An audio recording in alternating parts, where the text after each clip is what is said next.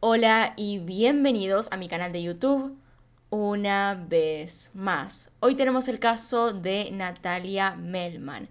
Me lo vienen pidiendo durante la última semana ya que hace unos días, se cumplieron 20 años de este caso.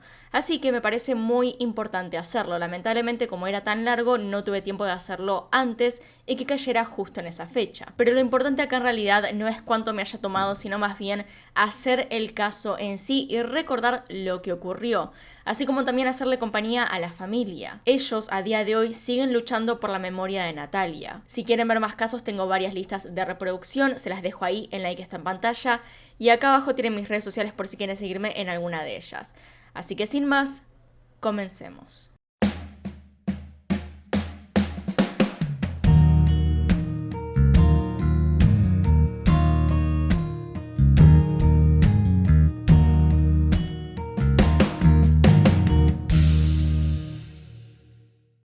Natalia Mariel Melman Calampuca nació el 13 de marzo de 1986 en Buenos Aires, Argentina. Natalia era hija de Gustavo Melman y Laura Calampuca. Además tenía dos hermanos mayores, Nahuel, Nicolás y su hermana Laura. El 7 de noviembre de 1992, en medio de la debacle económica que se inició en Argentina a partir del gobierno de Carlos Menem, los padres de Natalia, cansados de la precaria y agitada vida de Buenos Aires, decidieron mudarse a Miramar, la ciudad de los niños, una ciudad turística de veraneo relativamente pequeña y hermosa en la costa de Mar del Plata. Allí Natalia vivió una vida normal, sin mayores problemas, en el seno de una familia humilde que luchaba por levantarse. Durante la temporada de verano, Natalia Melman ayudaba como mesera en el restaurante El Banquete, que era propiedad de la familia. Su padre supone que fue ahí, en el restaurante, que la marcaron. Que Natalia de alguna manera entró en el radar de los victimarios, según él decía. Tenía varias amigas, disfrutaba de salir a jugar y pasar tiempo con ellas. Sus familiares y amistades más cercanas la describen como una chica amable, romántica y divertida. Al momento de los hechos,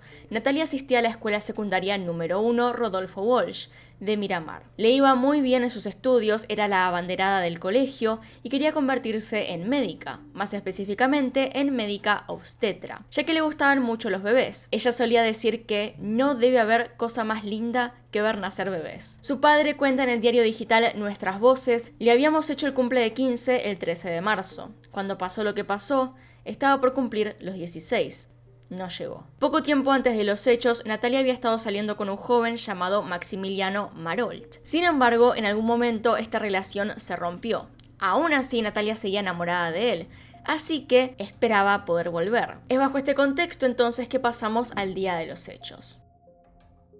Todo esto comienza la noche de sábado 3 de febrero del año 2001, en la plena temporada de verano. Justamente por esto y porque Miramar es una zona turística, la afluencia de visitantes en la ciudad era mayor que la del resto del año. Natalia, de 15 años de edad, se había enterado que ese día Maximiliano, su exnovio, no trabajaría y saldría en la noche a un boliche. Por eso, con la ilusión de acercarse otra vez a este chico, organizó con dos amigas una salida para reencontrarse con el joven. Es entonces cuando cerca de la medianoche se dispone con sus amigas a recorrer distintos boliches y bares de la ciudad en busca de Maximiliano. Según los testimonios de sus amigas, primero fueron a un bar llamado La Cantina, pero Maximiliano no se encontraba ahí. Luego recorrieron otros bares y boliches en la zona del Muelle, conocida también como la zona de boliches, hasta que terminaron en uno llamado Amadeus, donde efectivamente se encontraba Maximiliano. Cuando Natalia intentó acercarse a él para tener un poco de tiempo a solas y charlar, se dio cuenta de que lo acompañaba otra chica, por lo que no estaba muy interesado en verla a ella. No le prestó la atención que Natalia esperaba. Luego de este intento fallido, Natalia Melman, decepcionada y tal vez molesta, decidió volver sola a su casa alrededor de las 6 de la mañana. Varios testigos aseguran haberla visto irse del boliche y atrás de ella un misterioso hombre que la seguía sigilosamente. Esta fue la última vez que Natalia Melman fue vista con vida. La primera persona en notar la ausencia de Natalia fue su madre. La mañana, cuando se despertó, se dio cuenta de que su hija no estaba por ninguna parte. Desde muy temprano la familia estaba preocupada porque no era normal que Natalia hiciera esas cosas, si se iba a quedar fuera del hogar, más allá de lo permitido, o si decidiera quedarse en la residencia de alguna amiga, avisaba siempre. Comienzan entonces a buscarla desesperadamente en casa de sus amigas, pero ninguna de ellas sabía nada. Después de esto buscaron en hospitales e incluso en la playa, pero no había rastros de Natalia por ninguna parte. Una vez llegada la noche, decidieron dirigirse a la comisaría para formular la denuncia, donde la inacción policial destacó desde el primer momento. Si bien estamos acostumbrados en este canal a ver situaciones en las que las acciones de la policía son poco eficaces, esta vez había un motivo por demás particular para esto, y es que la propia policía estaba involucrada en el crimen. Es importante destacar el esfuerzo y la voluntad de la familia de Natalia, que ante esta situación decidieron hacer ellos mismos su propia búsqueda. Y es que en verdad la labor que hicieron fue increíble. Al día siguiente empapelaron toda la ciudad con retratos de Natalia, buscaron testigos, organizaron grupos de búsqueda con cientos de voluntarios, ya fuesen turistas o nativos de la ciudad. Se comprometió todo el pueblo, era golpear puerta por puerta para que nos ayudaran ya desesperadamente a buscarla. La desesperación era no encontrarla, encontrarla lastimada. Recorrieron cada punta de Miramar en una búsqueda incansable y desesperada. Llegaban llamadas que decían haber visto a Natalia en otras localidades como Mar del Sur, así que también ampliaron las búsquedas en otras ciudades. Fuimos a Mar del Sur porque nos lo habían dicho, como hacen siempre, de que la habían visto en el camino, y entonces todo el mundo a Mar del Sur, los bomberos, los municipales que venían en camiones. Todas las noches, luego de estas búsquedas, se organizaban marchas en el centro de la ciudad para pedir por la aparición de Natalia. Fueron 4 días intensos y desesperantes. Por otra parte, la realidad, y esto es algo que dijo la madre de Natalia varias veces, es que está muy agradecida a las personas que la ayudaron, que eran parte de su militancia política. Durante el tiempo en el que la familia intentaba encontrar a los culpables, fueron perseguidos una y otra vez, justamente porque la gente involucrada tenía poder, y también otras personas que los ocultasen. Hay que tener el tiempo, el valor físico y se puede llamar espiritual para poder hacerlo. Si te quebrás hay que volver a levantarse. Por ella, ¿no? Por ella. Mientras la familia de Natalia era hostigada por esas personas, las agrupaciones que los defendían fueron importantes para no rendirse y no huir, como los culpables esperaban que sucediera algún día. Esperaban poder sacarlos de Miramar y que se olvidaran de Natalia simplemente, pero no pasó. La familia fue extremadamente fuerte y también tuvieron gran compañía. Yo creo que se equivocaron de víctima.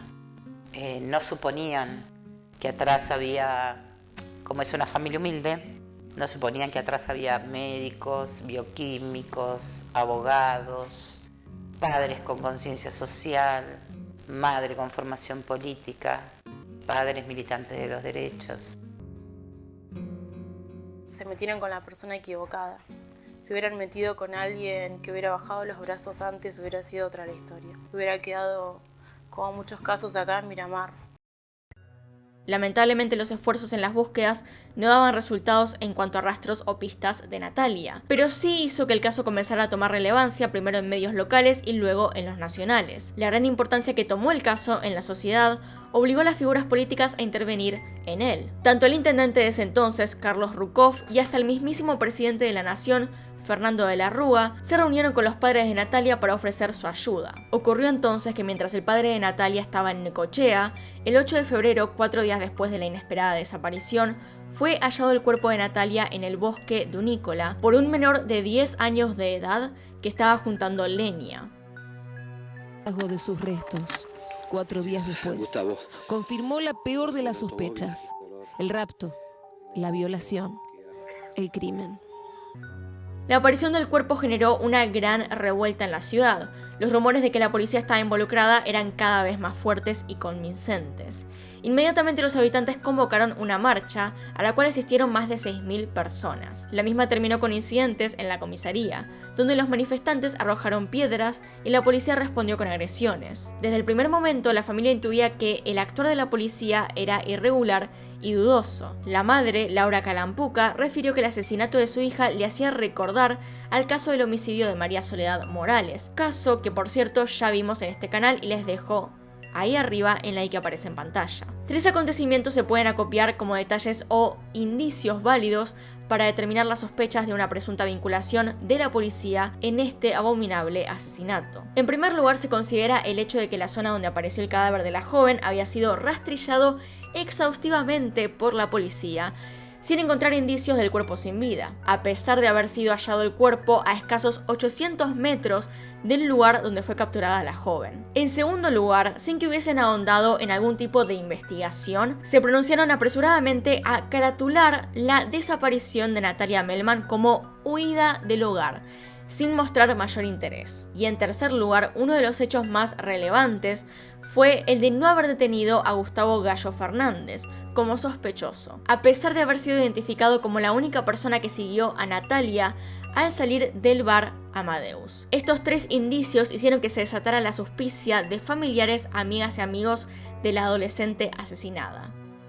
Después de encontrar a Natalia hubo que buscar al Gallo, el cual corría para que no lo alcancen, porque se lo agarraba la policía y lo mataba. O sea, no solo hay que lidiar con el dolor terrible de la pérdida, de lo que le hicieron, sino contra toda la difamación, la mentira. Como ya dijimos un poco antes, desde los primeros días había sospechas de que la policía podría estar involucrada. Además, también daba vueltas el nombre de Gustavo Fernández, alias Gallo, como el hombre que estaba siguiendo a Natalia el día de su desaparición. Pero la familia en ese momento estaba más preocupada por encontrarla. Por eso, dispuestos a lo imposible, llegaron incluso a gestionar perros rastreadores de Necochea. Gustavo había ido a Necochea a buscar unos perros especializados en la detección de cadáveres, ya asumiendo que también hacían falta. Resultó evidente la posible participación del Gallo Fernández porque pronto se notó su huida. Sin embargo, después de una pesquisa, fue hallado oculto en una quinta a 8 kilómetros de Miramar. Gustavo Fernández, al verse acorralado, decidió entregarse a cambio de que se le garantizaran ciertos cuidados. Gallo ya tenía antecedentes penales y, al parecer, actuaba bajo órdenes de la policía como entregador de chicas vírgenes. Dato extremadamente relevante para este caso. Los exámenes forenses determinaron que Fernández no abusó sexualmente de la joven asesinada. Tampoco estuvo en la escena del crimen, pero su afirmación de haber sido secuestrado junto con la joven Natalia no alcanzó a convencer a los fiscales. En última instancia se le condenó por ser el entregador de la víctima. Vale destacar que este personaje constituyó la pieza clave para desenmarañar la intrincada trama en torno a este horrendo crimen, porque gracias a sus declaraciones se conoció que había otros implicados. Estos eran Ricardo Anselmini, Oscar Echenique, Ricardo Suárez y Ricardo Panadero. Todos estos, sumados a Fernández, quedaron como sospechosos a la espera del juicio. Otra muestra de impunidad bastante clara es que no los hayan puesto en prisión preventiva. Pero entonces la gran pregunta sería, ¿eran estos todos los involucrados?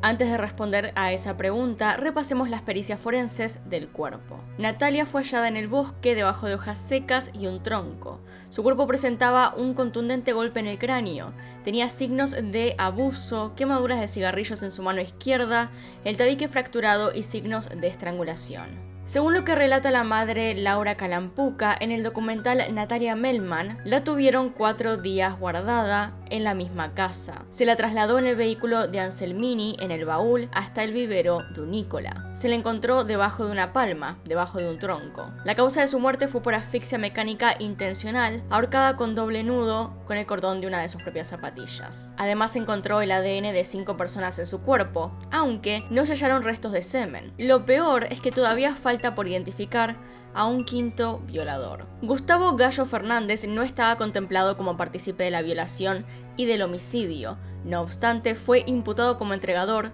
y luego del juicio se le condenó a 19 años de prisión, más 6 años por causas anteriores, quedando en un total de 25 años. Sin embargo, esta condena fue reducida a 10 por distintos motivos que pudiesen ser considerados como beneficios procesales. El examen de las 5 muestras de ADN que había en el cuerpo de Natalia Melman demostró que 4 coincidían con los sospechosos: Anselmini, Echenique, Suárez y Panadero. Aunque con este último tendremos que hacer un paréntesis que explicaré un poco más tarde. Tanto Anselmini, Echenique y Suárez fueron llevados a juicio en el año 2002 bajo los cargos de privación ilegítima de la libertad agravada, abuso sexual agravado y homicidio triplemente calificado por ensañamiento, alevosía y en concurso de 2 o más personas. Fueron hallados culpables y condenados a prisión perpetua. La hipótesis de la fiscalía es que este grupo de policías utilizó utilizaba los servicios del Gallo Fernández para que les entregara chicas jóvenes. Esa noche el objetivo de Gallo fue Natalia, que luego de seguirla unas cuadras se abalanzó sobre ella y la subió al baúl de un vehículo para luego entregarla a la policía. Después la llevaron a una casa abandonada donde ocurre el abuso por unas cuantas horas y finalmente la asesinan. Seguidamente esconden el cuerpo en la camioneta y la dejan en el bosque. Un testigo que por razones de seguridad no puede ser revelado aseguró haber visto cuando Fernández subió a Natalia en un auto de la policía. Ahora veamos la implicación del cuarto participante, Ricardo Panadero. Si bien se encontró coincidencia de ADN en el cuerpo de Natalia, esta coincidencia venía dada por un único vello púbico encontrado en uno de los muslos de la joven. El Tribunal Oral en lo Criminal número 4 de Mar del Plata dictaminó lo siguiente: el resultado del ADN de un vello púbico masculino presente en el cuerpo de Natalia no era suficiente para probar la coautoría del ex sargento Ricardo Panadero. Este personaje fue llevado a juicio 17 años más tarde y se le absolvió sin haber pagado ni un solo día de prisión. Es decir, este hombre, que claramente participó dejando un vello púbico encima de la víctima, fue tomado como inocente. Inocente. Desde ese entonces, Panadero goza de libertad, aunque en los últimos años la familia de Natalia, que aún hoy, a 20 años de su muerte, sigue luchando por justicia, logró apelar a la absolución de Panadero y está insistiendo para que sea juzgado nuevamente. Ante esta supuesta débil contundencia de la muestra de ADN, los abogados solicitan que se tomen en cuenta los abundantes testimonios que vinculan a Panadero como partícipe en el crimen. Pero, al contrario, al referirse a la situación judicial actual, el padre de la víctima destaca que hay pruebas concretas para condenar a Ricardo Panadero. Por otro lado, ha quedado pendiente el reclamo para que se examinen muestras de ADN a todos los agentes policiales que estaban de guardia el 4 de febrero del 2001, que fue la fecha en la cual ocurre todo esto, para después compararlos con el ADN del quinto agresor que la justicia no ha indagado todavía. Solamente fueron comparadas las muestras de ADN de 5 policías de un total de 35 efectivos del destacamento. Aún al día de hoy la situación de Panadero sigue inconclusa, aunque la familia espera una resolución definitiva que lo lleve a prisión para que por fin se pueda hacer justicia por su hija. A ella no la tengo más, eso es lo terrible, y que eso no se debe repetir. Por eso estos tipos tienen que quedar adentro. Por eso estamos acá, no solo por mi hija, sino por las demás criaturas que viven en Miramar. Cuando los jueces lo absolvieron, afuera del recinto los policías comenzaron a lanzar balas de goma contra integrantes de organizaciones sociales y movimientos feministas. El padre de Natalia dijo: sabían que lo iban a absolver, por eso trajeron a la policía antimotines. Sobre el quinto implicado, aún no identificado, se puede intuir que se trate de alguien de mucho poder jerárquico en la policía de Miramar. Posteriormente se ha conocido que la noche del femicidio de Natalia, el comisario Carlos Grillo estaba de cumpleaños. Por intermedio de las declaraciones de testigos, se ha llegado a saber que en ocasiones especiales, como lo podría ser un cumpleaños, se acostumbraban fiestas clandestinas donde se llevaban a chicas, preferentemente vírgenes, básicamente para complacer sexualmente a los pertenecientes a la fuerza de seguridad. Es decir, estas chicas, como Natalia Melman, eran regalos de cumpleaños.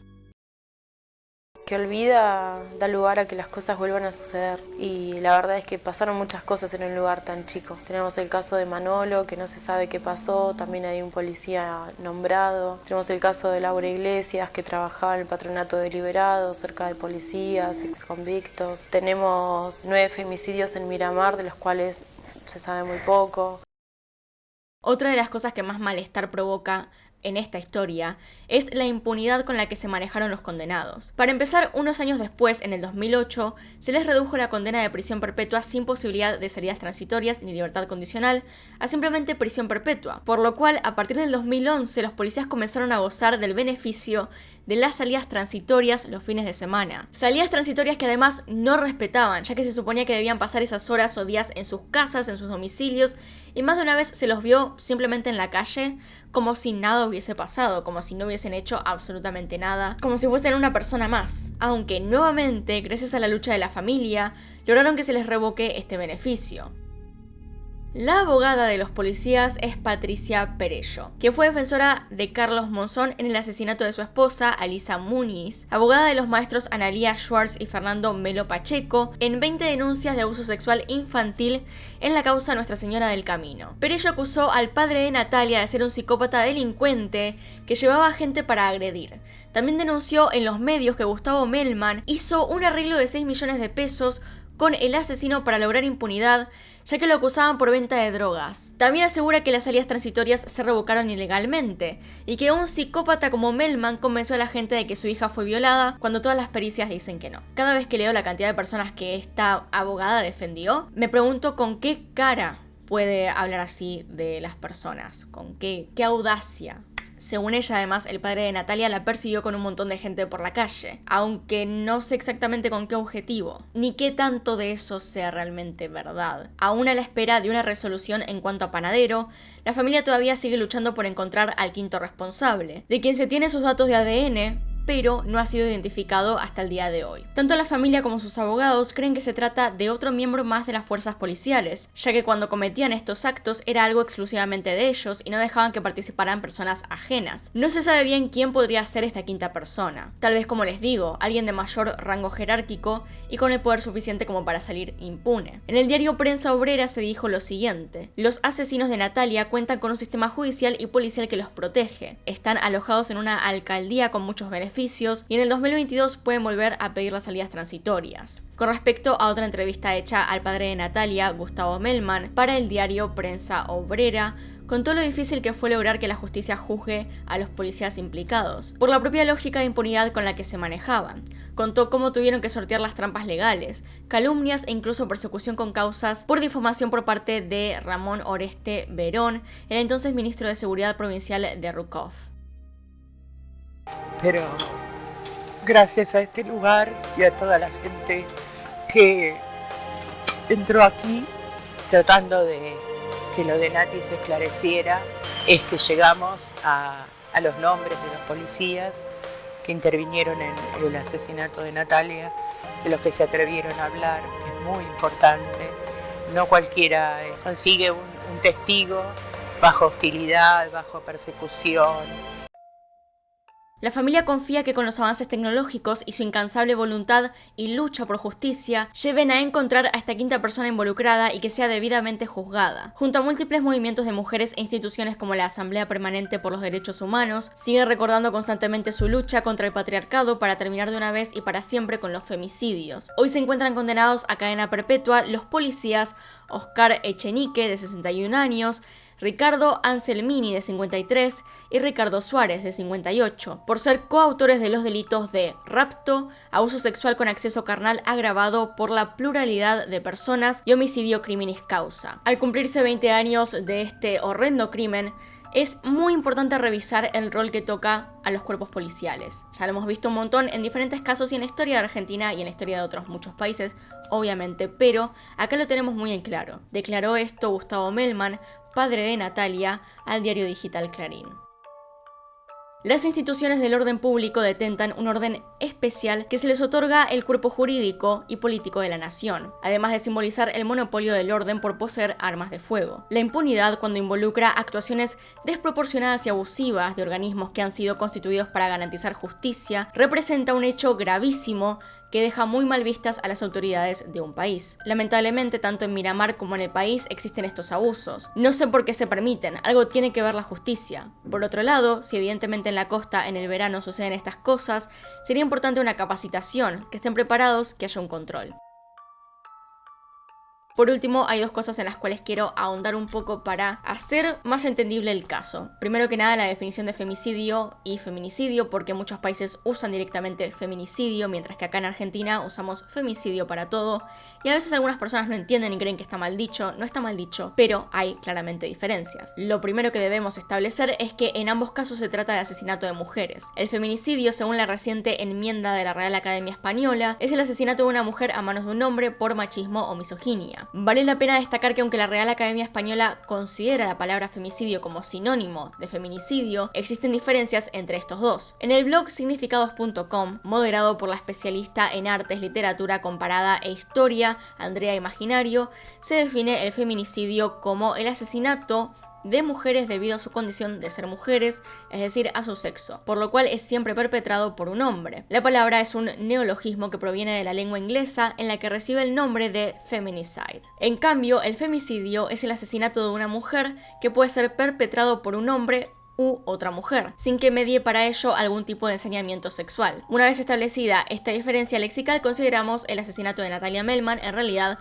como un feminicidio, pero probablemente acá la mayoría le sigue diciendo femicidio porque se conoce así acá. De todos modos, es importante aclarar que en el 2001 aún los términos femicidio y feminicidio no eran utilizados como categorías jurídicas. Es cuestión de un par de décadas cuando la perspectiva de género comienza a aparecer en las luchas de las organizaciones feministas como una voz unísona ante la violencia personal e institucional contra la mujer. Es decir, recién ahora este término se está expandiendo como debe ser para esta clase de asesinatos. Más que nada en este caso en particular, que es el perfecto ejemplo, cuando usaban o usan tal vez ahora como regalo de cumpleaños para aquellas personas con cierto poder.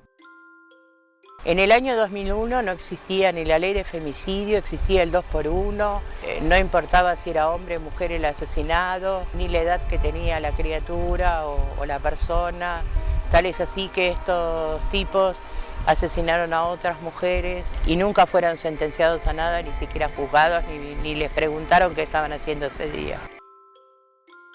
También veamos un poco del contexto sociopolítico en Argentina. Desde mediados de los años 90, Argentina se desplomaba económicamente y socialmente. La crisis llegó a tal extremo que Argentina tuvo 5 presidentes en casi 2 semanas. En 1999, los efectos demoledores de la crisis financiera mundial, la cual comenzó en el 97, lanzó al país a una recesión. Las medidas impuestas por asesores del Fondo Monetario Internacional, o el FMI, generaron gran molestia en la población, que de manera repentina tuvieron una gran precarización nunca antes vivida. El conjunto de eventos que desembocaron más tarde en el argentinazo y que sacó del poder al presidente Fernando de la Rúa, en el lapso que duró este desastroso periodo, fueron asesinadas por agentes de seguridad del Estado 39 personas, entre ellas 7 niños de entre 13 y 18 años. Cuando ocurre el femicidio de Natalia Melman el 4 de febrero del 2001, Miramar era una ciudad donde se vivía un clima de abuso policial constante. Era casi como un pueblo en donde todos y todas se conocían, sabían los más mínimos detalles de lo que ocurría, pero se ocultaba todo esto por temor a represalias o por complicidades. Era un rasgo destacado la criminalización de la juventud y la pobreza. La juventud de los sectores menos pudientes eran considerados como peligrosos y sin futuro. La ausencia de políticas de inclusión sociocultural era una realidad. En vez de la conducción y orientación de la juventud por los órganos de seguridad, era frecuente el abuso de poder como estrategia que produciría correctivos a corto plazo. Así es como se instaló el maltrato y violencia policial hasta alcanzar grados de confabulación con altas esferas de los órganos administradores de justicia. Se materializó entonces la impunidad. Fue un proceso que en ese momento se sentía mucho y que ahora probablemente prevalece. Por supuesto que la lucha en la calle sirve, que la lucha en la calle es indispensable y que la lucha en la calle es casi el único recurso que tienen los sectores que no tienen acceso a los medios, a la política y a los otros lugares donde se ejerce el poder. Si quieren saber más con respecto a esa época en Argentina o más casos argentinos en general, pueden ir a ver la lista de reproducción que les dejo ahí arriba, pero por ahora eso es todo acerca del caso de Natalia Melman, lo que fue esa época y por qué podrían haberse producido todas estas cosas. Si tienen alguna cosa que aportar, por favor déjenla abajo en los comentarios que los estoy leyendo. Y sin nada más que decir, hasta acá llegamos. Acá están mis Patreons y los miembros del canal.